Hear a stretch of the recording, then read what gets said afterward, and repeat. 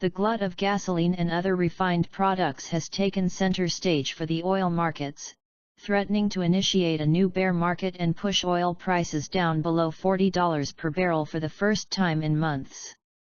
But while a surplus of refined products is weighing on crude prices, there could be another culprit that does not get as much publicity.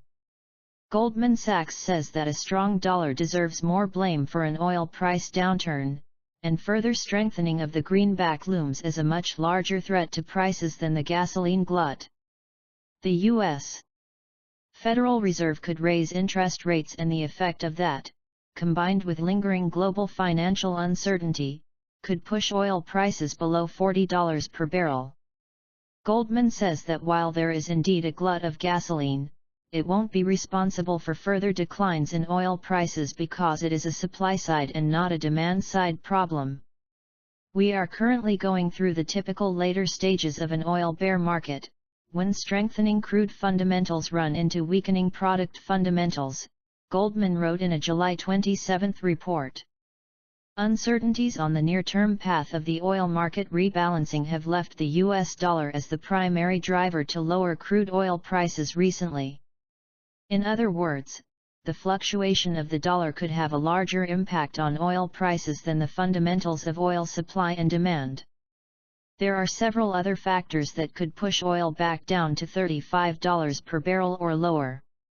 They include a return of production from Libya or Nigeria, unlikely, but not impossible, a global slowdown in demand, or China's move to slow its stockpiling of crude for its strategic petroleum reserve.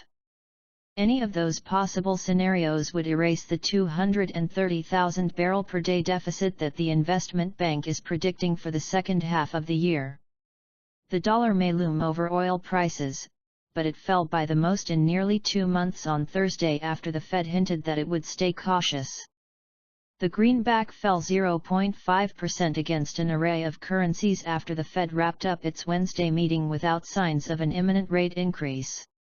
The chief executive of Pioneer Natural Resources said on Thursday that improved methods of hydraulic fracturing, or fracking, have cut his company's costs to approximately $2 on the barrel in some fields.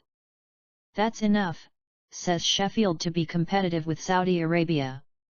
His comments indicate that the stronger, fitter shale producers in the United States will be able to weather the drop in prices, which was brought on by a move by Saudi Arabia and OPEC in 2014 to up production in a bid to claim market share from producers that operated at higher costs. Sheffield noted that some production costs have dropped to $2.25 per barrel, not including taxes. That price was for oil from the West Texas Permian Basin. Sheffield stated, "Definitely we can compete with anything that Saudi Arabia has.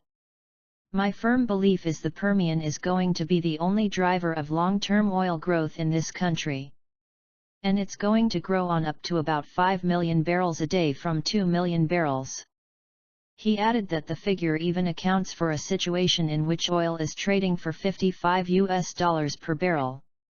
Sheffield noted, however, that other areas, such as North Dakota's Eagle Ford and the Bakken in Texas, may not fare well during the price drop, due to higher production costs. He did not see any way for those areas to return to their previous levels. Pioneer, on the other hand, is forecasting a growth rate of 15% per year through 2020, with most of its growth coming from the Permian Basin.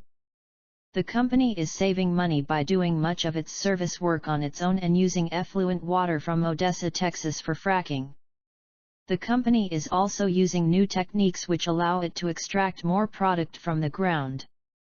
BHP Billiton's use of robots, drills, 3D seismic maps and drones has cut years off development at oil sites in Trinidad and Tobago and has helped the miner already save $500 million in costs, Chief Technology Officer Diane Juergens said in an interview for Bloomberg on Friday.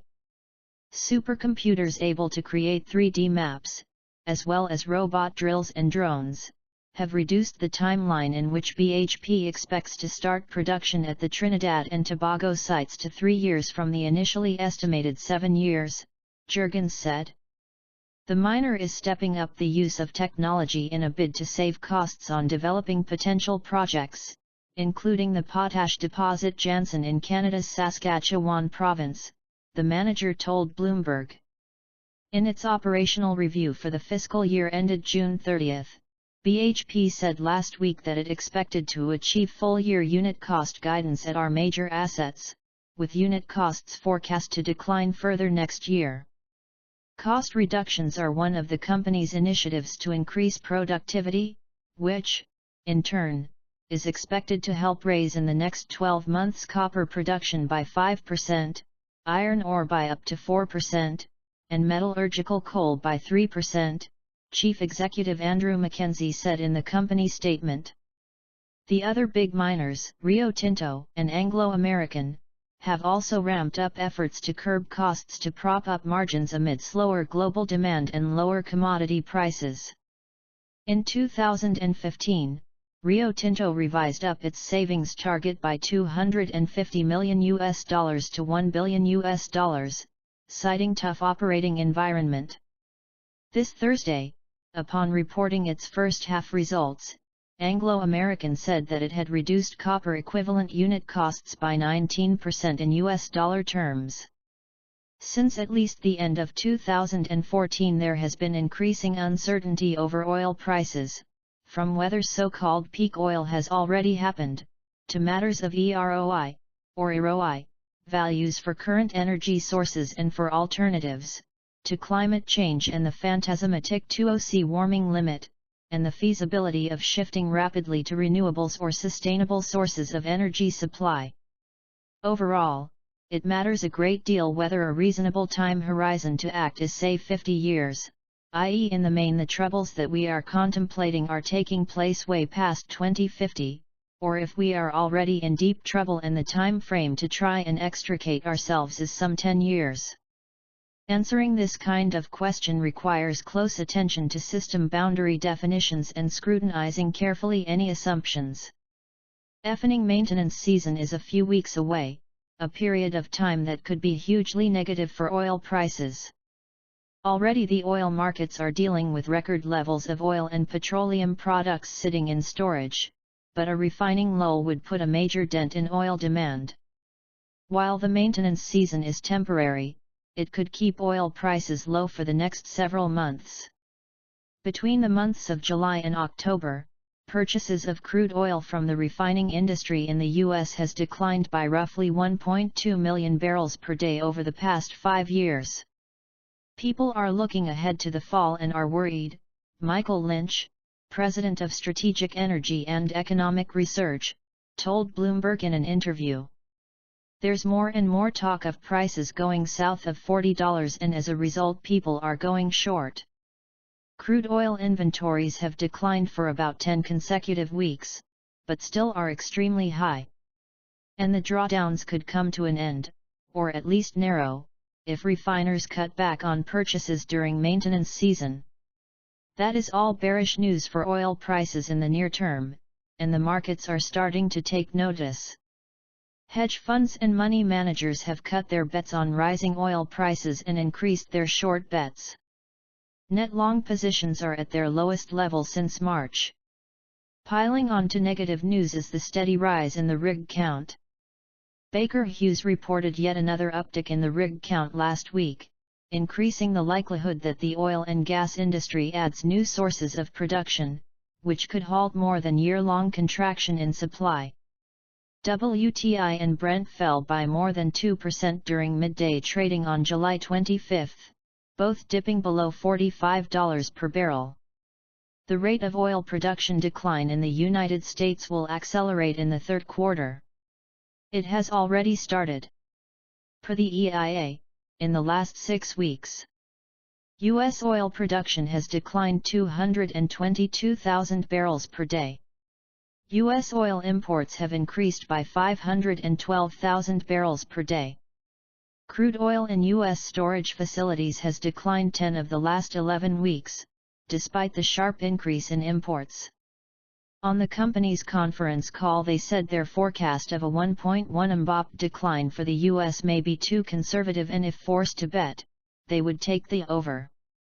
The net worldwide decline rate is predicated on sharper decline curve rates for tight oil reservoirs and the significant reduction of maintenance capital expenditures for the existing crude oil production base.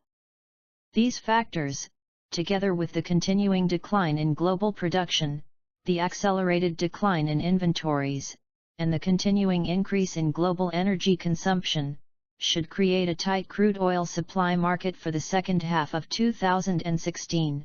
And result in increased crude prices and industry activity levels worldwide. Core Laboratories, NICE, CLB, has offices all over the world and they know what is really happening in all of the world's significant producing basins. U.S. oil production peaked at over 9.6 million barrels per day in June 2015, based on Core Lab's prediction above. U.S. oil production will fall to under 8.3 million barrels per day before the end of this year and will continue fall to under 7.5 million barrels per day sometime in 2017 before it stabilizes. The only thing that will stop U.S. oil production from falling is a sharp increase in oil prices. In my opinion, West Texas Intermediate, WTI, must move firmly over $60/bbl before we will see the increase in capital expenditures necessary to stabilize U.S. oil production. In my opinion, the only reason for the recent pullback in oil prices is the fear that has been created by the Brexit vote.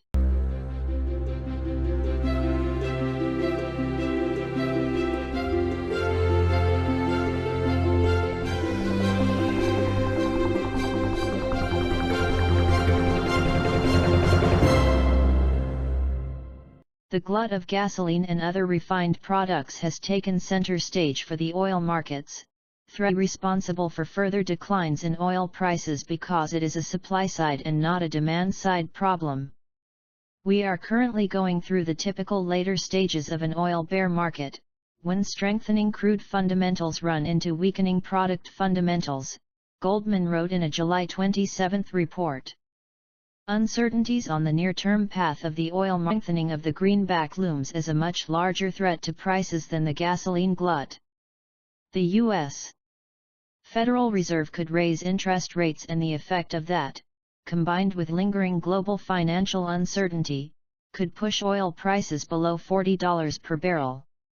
Goldman says that while there is indeed a glut of gasoline, it won't be threatening to initiate a new bear market and push oil prices down below $40 per barrel for the first time in months. But while a surplus of refined products is weighing on crude prices, there could be another culprit that does not get as much publicity.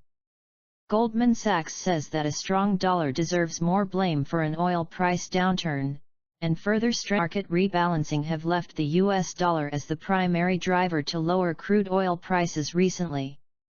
In other words, the fluctuation of the dollar could have a larger impact on oil prices than the fundamentals of oil supply and demand. There are several other factors that could push oil back down to $35 per barrel or lower. They include